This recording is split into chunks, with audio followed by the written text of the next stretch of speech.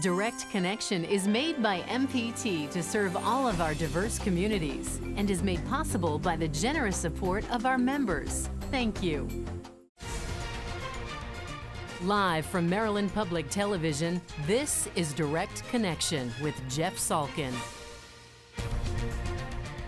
Hi, everybody, and thanks for tuning in for Direct Connection. Coming up tonight, how to avoid a holiday food hangover.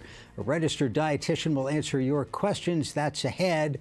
First tonight, Christmas shopping is in high gear, of course, but that no longer requires a trip to the mall. Joining us to talk about changing retail trends and what's to become of that white elephant mall is Sylvia Long-Tolbert, Assistant Professor of Marketing at the Johns Hopkins University Carey Business School. Professor, thank you for being here. Thank you for having me. The reason this topic resonates for me, and maybe other people, is that down the street from where the studios in Owings Mills here are located, there used to be what in the 80s was the shopping mall. It was brand new, it was the Owings Mills Mall, and it slowly deteriorated over time, and it now is a pile of rubble awaiting redevelopment. What happened? Sure. I mean, when you think about the mall, it has a 60-year history, a legacy, and with every boom, there's a bust. And so what we're seeing now is just the aftermath of an industry or a platform that really had many high moments over a 50-year period. So they built too many of the things? I think we've been over-retailed for probably 2 decades. And when you think about the retail footprint, it was really multiple brand stores in many locations. So you could find 10 brands within one major metro or in one state. So I think this, the current downward spiral we're seeing now is a correction. As we saw in the mortgage market, there was a correction where home buying was excessive for a variety of reasons. And it's the same thing that we're seeing with the retail space, and it's the retail life cycle. So people haven't abandoned malls. What they've done they have abandoned the tenets of the mall because they've kind of lost their way around meeting customer needs, understanding what excited customers, what they wanted, and not really finding any unique point of differentiation across the retail footprint. So a few trends here. So we had that overbuilding. Yes. Maybe, overcapacity, maybe a lack of listening to the customers enough. There's the indoor-outdoor thing where you see, and in fact, the local mall here is supposed to be replaced by one of these, what do you call them, Main Street kind of open air shopping center. And then there's the internet and Amazon and online shopping. Correct. All conspiring. Yeah, it's a perfect storm. These events have converged, and all of them serve different purposes. The indoor-outdoor market comes along with new communities, with a population that has now valued the sustainability and natural environment and are looking for more of the ambiance, the exterior ambiance. But they want that indoor environment to also blend into the outdoor landscape. So we think that being outside, walking, are all contributing to better health, better lifestyles, and a more sustainable environment. So the indoor-outdoor mall certainly makes sense. Makes sense if you're in a place that's where there are moderate temperatures through the winter, and that's not always the case. Yeah, I was thinking that the exercise component of going for a walk, the indoor space made sense when it was either 10 degrees out or 95 degrees out. Well, you raise a good point. When you think about the shopping venues of the future, the mall still has certain advantages. One is that it is climate controlled, and there is a way to make the indoor-outdoor space still accessible to people in the old mall format that we're used to. So it is climate controlled. We get a 4-season experience without a major adjustments. We also have usable space where we can incorporate other gaming, sports, and other type of entertainment venues under the same roof. And furthermore, we can leverage many emerging lifestyle factors to create maybe a multi-generational experience within the same place. You could bring kids, you could bring your grandparents, and you can bring people across the newly structured households to take care of services and businesses all in the same venue. Let me remind our viewers, if you have a question about what happened to the malls or an idea for what should happen to the malls, give us a call. We'll have the number up on the screen. You can also tweet your questions. The Twitter address is @MPT News. And you have some ideas for how the space in the zombie malls out there could be repurposed, redeveloped. Certainly, and these are just my thoughts as a result of having really studied emerging trends with consumers and how they prefer to shop, looking at macro trends in terms of wellness, lifestyle factors. So one thing I think commercial developers can consider is how we sit at the intersection of life, work, and play. And we see these emerging small businesses, WeWork, where you have shared workspace that always also blends into how people are playing and living, that creates kind of a shared environment, so work no longer feels like the traditional 9 to 5 in a big office building. Didn't that company just buy an old department store someplace? They did, and it escapes me, but they're actually repurposing a big mall. It may be in Chicago, actually. I may be wrong, but exactly. So they get a sense of how people live, work, and play comes together in one environment. And so we see what they've done with Silicon Valley. Actually, one of Google's main campuses at Mountain View was a former mall. And they used it in the beginning for some employee-related events, outdoor activities, and they ultimately moved into that space because it became more amenable to how they wanted their people to approach work and play, all within one environment. You know, I did notice in just recent years more housing showing up on the periphery of different malls. There was typically, the big shopping center in the middle and a ring road. Sure. And usually with good highway access to it. And then housing, like high-density apartments, sure, townhouses, sure, popping up right there. I think you're exactly right, which is, again, some of the malls that are currently vacant or abandoned sit at major intersections, inroads, and also they still have excessive parking availability. If one thing we aren't enjoying about the new urban centers is you still have to contend with parking. The fees are massive, so even if you want a walkable lifestyle or a short commute, you have these other urban issues or hurdles you have to overcome. So if you were advising from like a business strategy standpoint, Macy's or a big retailer, do they need to do some of what you're talking about in terms of getting ahead of some of these trends? Because just having a big selling floor and putting sure, up a bunch of stuff seems to have less value than it used to. I think it's clear to these major retailers what needs to happen. Consumers are more interested in experiences rather than purchasing tangible products. And so they have to think about how they reconfigure this space almost in a Disney-like way to draw people into the store, because e-commerce can manage the distribution, the price pointing and promotion for manufactured commoditized goods that people could go online and buy at any time. But when consumers come into the store, you have to have some other type of entertainment value and a distinct value proposition that cannot be delivered via e-commerce. Anybody doing that? Yeah, there are a lot of people doing it. The one example I like a lot, and it's a small store in New York called This Is Story. And that entrepreneur changes the retail format every 6 to 8 weeks.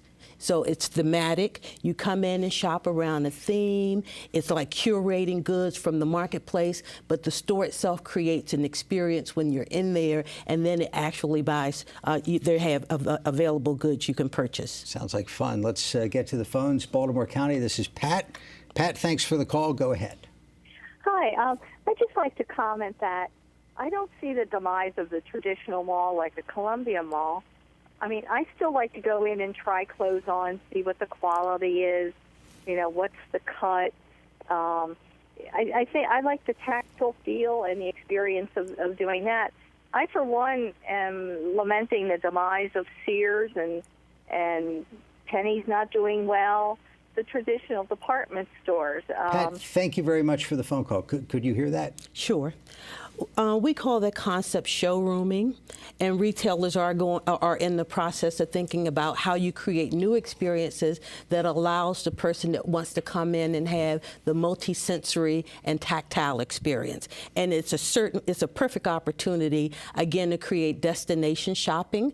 If you want to buy a new refrigerator or a stove, you can maybe come into these stores, check it out, cook a meal, see how it works to your liking, and actually have a real-world experience with an appliance. And then some of those people either go home and shop it to different stores for price, or get out their phone right there to see what the best deal is going to be. Well, what we're counting on is that level of social engagement is going to create some affinity or emotional attachment for the retailer.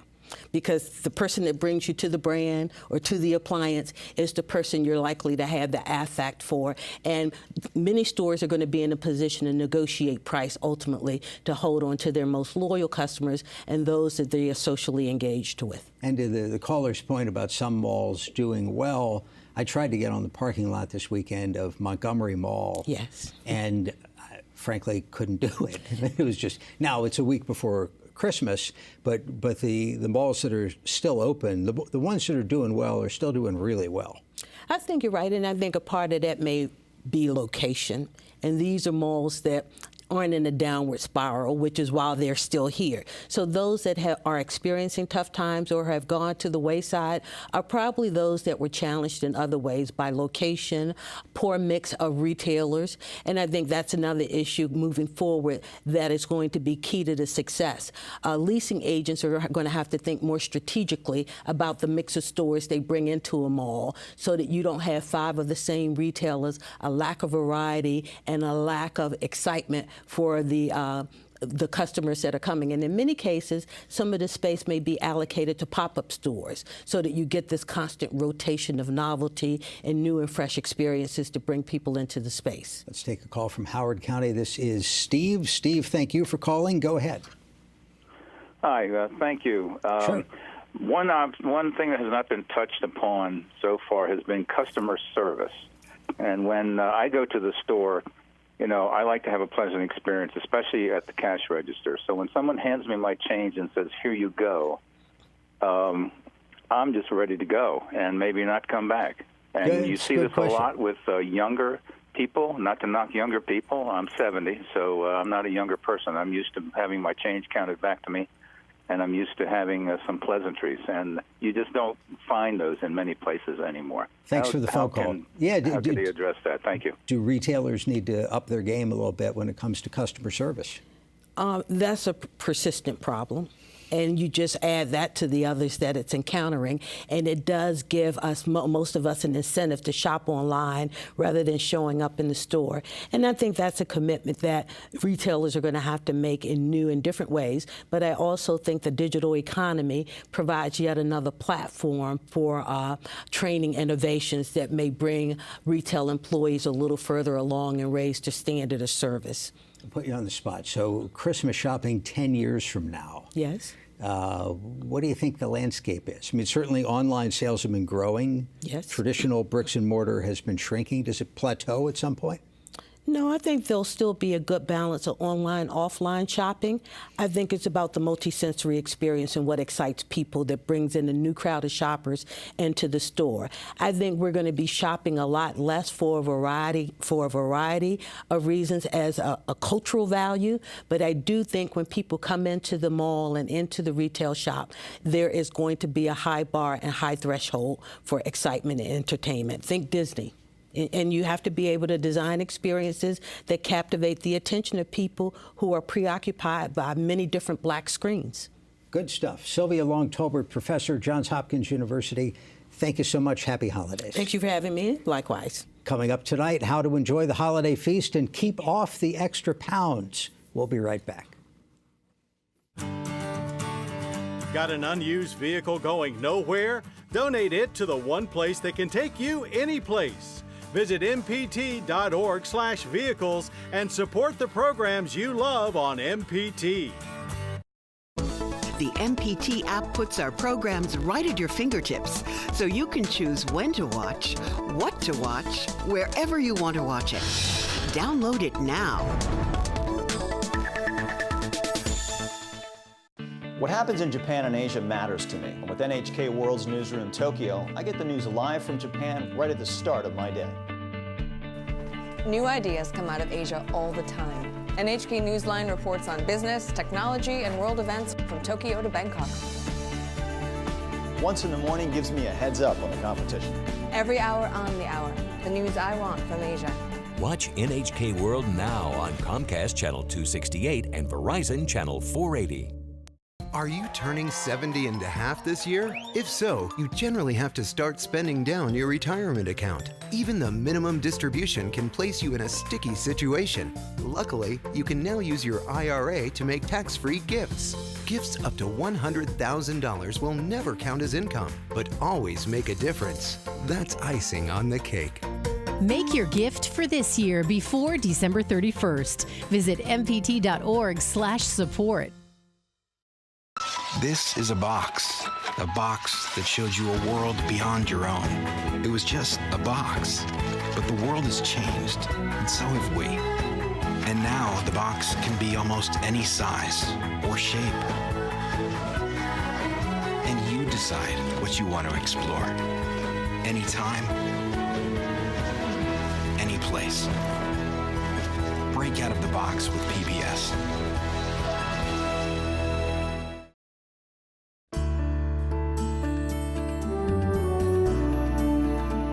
Joining us for this week's Your Health segment is Mary Beth Sotis, registered dietitian and medical nutrition therapist at the University of Maryland Medical Center Midtown campus. Thank you for being with us. My pleasure. Great timing. Everybody is about to indulge in some holiday eating. I saw a number that in a single meal, people can pack on 3,500 calories.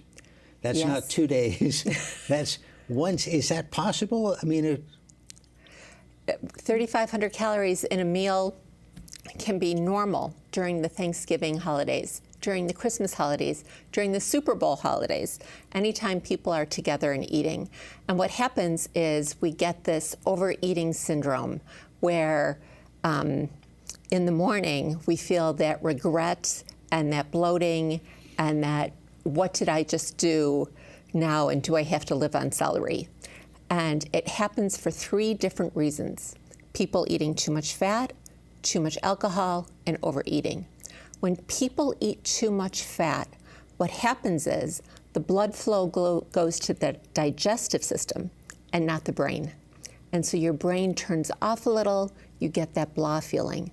And then if you eat too much fat on top of that, you can almost get into that food coma feeling where you want to roll up into the fetal position and just not deal with things. The other thing that happens, I think, a little more seriously over the holidays is people using alcohol. And which has some calories. Alcohol can have a lot of calories, and it can also reduce your best intentions to eat in moderation. The other thing that alcohol does is it's dehydrating and it's a depressant. So now your best intentions are a little wavering, you're dehydrating, and you're a little depressed. The best thing I think you can do is make sure you're hydrated before you go to any event. Also, when you're there, really maintain your hydration. It will help stop hangovers. You can try a wine spritzer, which would be 4 ounces of wine and 2 ounces of sodium-free club soda, and with ice, again, to stay really hydrated. And the way I like to remember it is hydration before libation. Good lesson. And a little food before libation as well. Does that help? A little food before, absolutely. Okay. So what I'm hearing from you is that many people have been through this cycle of overindulging, overeating, feeling terrible, maybe in a physical sense, maybe just mentally about what happened, vowing never to do it again. But as soon as the holidays come around, you have a couple of drinks, your willpower diminishes, and here you go. Well, here you go, and now you've got the third factor, which is overeating. And overeating happens to all of us, especially in social situations. And it happens more when it's a stand-up situation and you're just doing little crudités. It happens more when you're an anxious person and you're eating just to kind of numb out. If there are 7 or more people at the event who are eating, it becomes into this eating event and everyone can just sit there and nibble. Food intake can go up by 90% in those situations. Another thing that happens is overeating is a habit, and you need to learn how to stop and where your true fullness lies. My favorite technique to learn how to stop is called the speed bump method, and it's by Dr. Michelle May. And you would sit down to your meal and consume half of what you're going to eat. And halfway through that meal, you take a 2 to 3 minute break. You evaluate what you want to consume. You weigh your choices. What do I want? What do I need? What have I had today? Do I want to finish this? Am I truly full? You're checking out with your head and your heart and your stomach and getting a read on your fullness. Slowing the momentum a little bit. Let me remind our viewers, if you have a question about nutrition, holiday nutrition in particular, or maybe a story to tell us, give us a call. We'll have the number up on the screen. Now, if somebody is hosting an event for the holidays, how can they do better by their guests? Well, the rule that I learned was to have food in every room so that your guests can always snack. And what I appreciate is when there's a food-safe room where nuts aren't on every coffee table. No.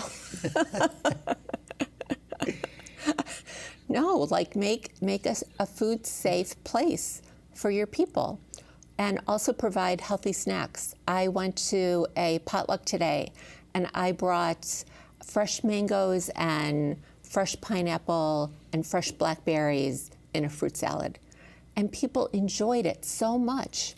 They were just so thrilled, and it was wet and sweet. This wasn't a party of all dietitians, was it?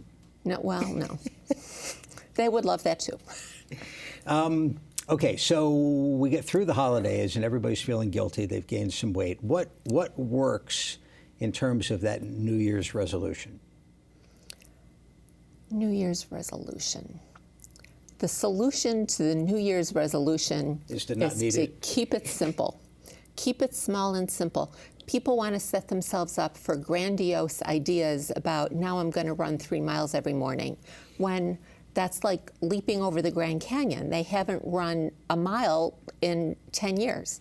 And so really, I think the exercise goal is 3 hours a week, but you can break that up in 10-minute, 20-minute segments. The other thing is to really make your first best decision of what your small goal will be. I start all my people, if I can, with decreasing and or eliminating all liquid calories. Any Coke, any juice, any 100% juice, off the table. Shakes, smoothies, fancy coffee, macchiato, coffee drinks, off the table. Sports drinks, off the table. Even beer, off the table. No liquid calories. Best way to lose 10 pounds. The other thing that I think people should do is really find their motivation. Why do I personally want to or need to lose weight? And do I have time to devote? I like the liquid, no liquid calories a lot. Let's get a phone call. Somerset County, this is Ashley. Ashley, thank you for calling. Go ahead. Hi. Yes, I was wondering, is there anything to that, you know how they say before you go to a social gathering to eat first? And also, how much difference does it make if you eat slowly? Very good. Thank you so much. 2 questions. Does it help to eat slowly? And does it help to eat a little bit before you get there? Yes and yes, but let me talk about that. It's one of my favorite topics. And that is the topic of chewing. And nobody's selling it, nobody's promoting it, but chewing each bite until it's the texture of cottage cheese or applesauce will help your enjoyment of the food, your digestion of the food, and slow down your pace of eating. It allows you to communicate and connect with the people you're eating with. The other thing is, yes, definitely, you don't want to show up dehydrated. You don't want to show up too hungry. So a protein snack before you attend the event can be very smart. Does the message of just say no work in this context? Don't have the second helping of mashed potatoes? Well, mashed potatoes isn't the thing, because I tell people that corn, mashed potatoes, and macaroni and cheese you can have any time of day, any time of year. You want to focus on the special foods at that meal. And saying no to the mountain of sugar that's coming at us during the holidays is tough. So I tell people about the 2-bite rule. So you're looking at all these desserts, and you want them all, and they're beautiful and wonderful. But if you take just a 2-bite portion and then sit down and slowly, you're going to have 1 bite, which is always the best bite, and the last bite, which is always the best bite. And chew it well, really enjoy it, and know you've had what you've wanted and what you need. It'd be great to bring a dietitian like you to every holiday event. You look over my shoulder, make sure I'm a good boy. Mary Beth Sotis, registered dietitian and medical nutrition therapist, University of Maryland, Midtown. Thank you so much. Happy holidays. Happy holidays. Quick reminder for everybody, starting in January, Direct Connection will be seen at a new time. We will be on at 7 o'clock right after the news hour. Now, for all of us at MPT, I'm Jeff Salkin. Thanks for watching and have a good night.